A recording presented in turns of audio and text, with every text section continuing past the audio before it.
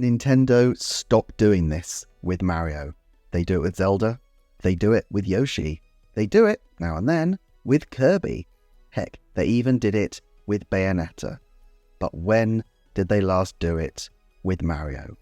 I'm talking, of course, about a new art style. I don't mean a bit of a tweak here and there, but chucking out the standard, tried and tested look for the characters and giving everything a fresh lick of paint.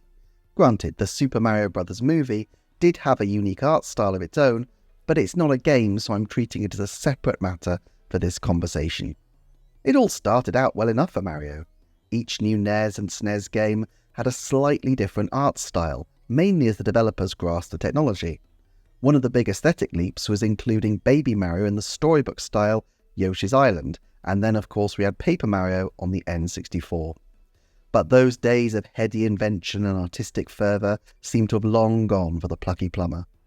Mario since then seems to have settled into a fixed style, and although the variants that snuck in back in those crazy creative days of yore, Paper Mario and the like, are still around, there doesn't seem to be anything new.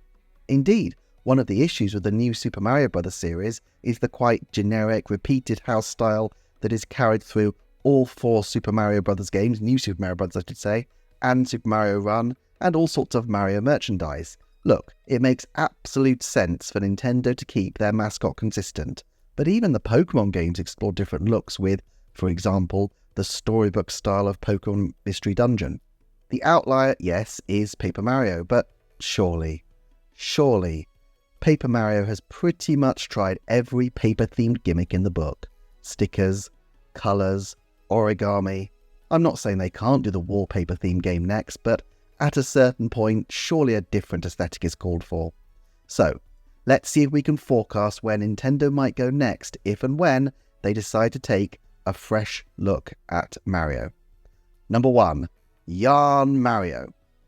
We've had Woolly World Yoshi and Yarn Kirby, so it's only natural for the plucky plumber's design to have a more fibrous finish. Wool Yoshi is already well known, but can you imagine Wool Peach and Yarn Bowser? So sweet. Not that the merchandising should be Nintendo's thoughts when designing the game, but you absolutely know that any soft woolen toys created off Mario would sell by, in approximate numbers, the Mega Crate Load. Maths fans, 1 Mega Crate Load is equivalent to 1,000 supersize amounts. That's official maths from Mr. Maths himself. Yarn innovations such as leaving trails in wool and sewing and unsewing sections of scenery could add real innovation to the gameplay, and so I think it would be really interesting to see what the Paper Mario team would make of a Yarn Mario game. Number 2. Toy Mario. If the Chain Chomps can take a tour on the toy-like side while guest starring in The Legend of Zelda Link's Awakening, you absolutely know there's a toy version of Mario that could look just as cool. Capsule Toy Mario seems like such an obvious spin-off, and although it's difficult to imagine the aesthetic having quite as many inbuilt story gimmicks as paper or wool, it wouldn't be a bad thing if the next Mario RPG focused instead on just telling a story that's fun in the Mario universe, rather than some craziness with a villainous stapler. However, capsule toys are huge in Japan still, so perhaps there are still some gaming opportunities galore here. Before we get weird with some of the next ones, let me take this opportunity to ask that you hit the like button so that it boosts the Nintendo Forecast channel to other people who might enjoy this content. Number 3.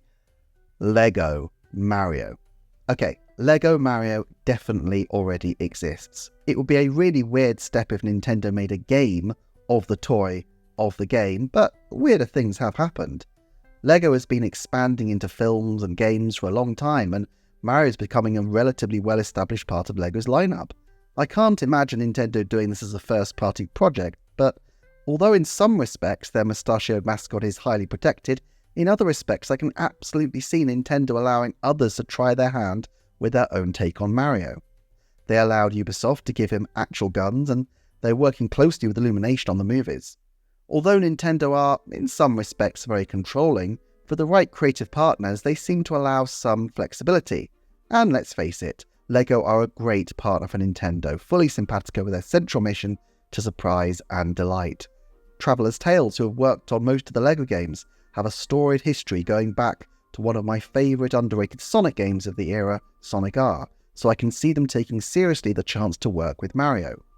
This is one of those crossovers that, in any particular year, seems such an incredibly remote chance, but in the very long view, I'm talking decades, it seems so inevitable to happen as long as LEGO and Nintendo continue to work together, and let's face it, why wouldn't they? Number 4, Cardboard Mario. Okay, this does seem like a cheat because it's so close to paper, but because it's so close to paper, it might also seem like a good next step for Paper Mario. I can't quite see the next Paper Mario game having the paper protagonists comparing their grams per square inch and glossy or matte finishes, but could you imagine a variant of the Yoshi's Crafted World aesthetic? Although Yoshi's Crafted World was, to me, a pretty anemic game, and frankly the cardboard world didn't contain the same thrill for me as the woolen look, there's still potential with cardboard, and so I'd say out of all of these rather unlikely options, there's a big future in card. Hey, maybe a Labo crossover in the offing. Number 5, Movie Mario. Okay, everyone is waiting for this one. Will Movie Mario be adapted back into a game?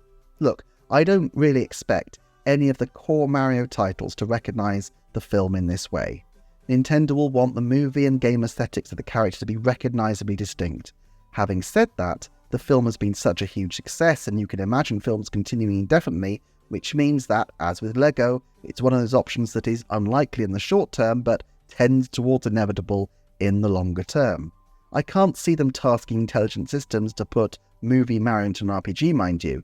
They're completely different teams after all, but maybe a mobile game with Movie Peach could be in the offing, or even putting the movie characters into the next Mario Kart. That would be pretty cool, and to be honest seems like the most likely outing for Movie Mario coming up. Okay, and let's add in a bonus one. I don't think this is at all likely as it's never been in Nintendo's wheelhouse, but can you imagine an Aardman animation style Mario with the characters created out of modelling clay? This might suit an RPG style as it can look a little less fluid, which would be fine for the slower pace of turn-based battles. Who knows, maybe one day we will get that modelling clay crossover of our dreams. Okay, predictions time. Will they change from the paper format? Look, although paper is pretty tired, it's been a long and good run, and Nintendo are not overly minded to mess around with Mario, as we established earlier in the video. Eventually, will they change him? Sure. For the next version, will he be changed? I'm putting this as a low chance, 30% or so. Not impossible, but not likely. As for which I would personally like to see, I think the wool look has the most appeal to me, but what do you think? Or is there another aesthetic you'd like to see? Goo Mario and Luigi's gelatinous new look? Wood carving Mario?